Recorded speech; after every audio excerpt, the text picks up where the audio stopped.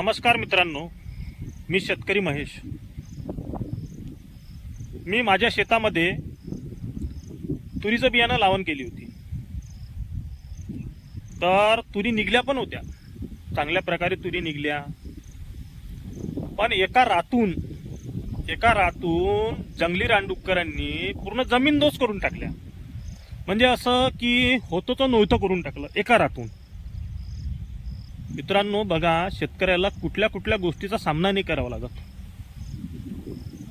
कसं आहे, शहरात राहणाऱ्या लोकांना सगळ्या गोष्टीची मजाक वाटते, पण जो शेतकरी शेतात राबतो ना, सगळ्या गोष्टी त्यालाच कळते। तुम्हाला दाखवतो मी की जंगली रानडुक्करांनी कुठला कुठला प्रकार आणि कसं कसं कृत्य केलं ते। बराबर जिथपर्यंत तुरीची लावण केली होती तिथपर्यंत त्यांनी तास उकळून टाकलं, त्याच्या समोर नाही।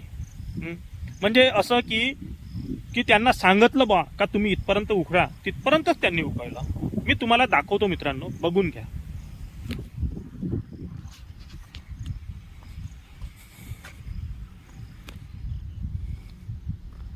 हे बघा मित्रांनो, इथं तुरीची लावण केली होती। हे बघा कुठे कुठे ठेवलं त्यांनी, पण असं समजा की पूर्णच्या पूर्ण तुरी जमिनीच्या बाहेर काढून उकळून टाकल्या।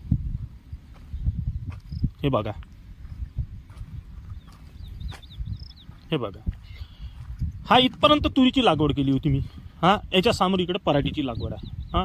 इकडे पराठीमध्ये तुम्हाला एक पण झाड असं उखळलेलं दिसणार नाही, पण ह्या तुरीमध्ये बघा, इथपर्यंत बरोबर उकळून ठेवला आहे त्यांनी।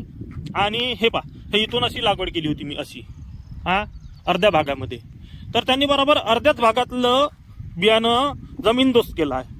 हे बघा, हा इथपर्यंत जमिनीचा म्हणजे जमीनदोस्त केला आहे त्यांनी तुरी। म्हणजे असं समजा की एक पण झाड त्या जमिनीत न ठेवता। आता बघा मित्रांनो, ह्या अशा प्रकारे तुरी निघल्या होत्या। दिसते तुम्हाला कुठे? पूर्ण तास टू तास।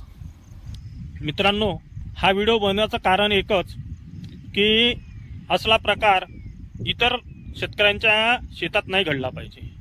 मित्रांनो, बियाणं खूप महाग घ्यावं लागते आपल्याला, त्याची जोपासना पण करावी लागते। आणि एका दिवसात हे जंगली रानडुक्कर पूर्ण जमीनदोस्त करते, म्हणजे कुठेतरी एक शेतकऱ्याचं खूप काळच दुखून येते। म्हणून तुम्हाला सांगू इच्छितो मित्रांनो की तुम्ही आपल्या शेताची व्यवस्था करा, की जेणेकरून असं कृत्य कुठल्याही शेतकऱ्याच्या शेतात घडलं नाही पाहिजे। आणि माझं एक यूट्यूब चॅनल आहे शेतकरी महेश म्हणून, त्याला सबस्क्राईब करा आणि हा व्हिडिओ जास्तीत जास्त शेअर करा, जेणेकरून प्रत्येक शेतकऱ्यापर्यंत पोहोचला पाहिजे आणि प्रत्येक शेतकरी हा एक हुशार झाला पाहिजे। धन्यवाद।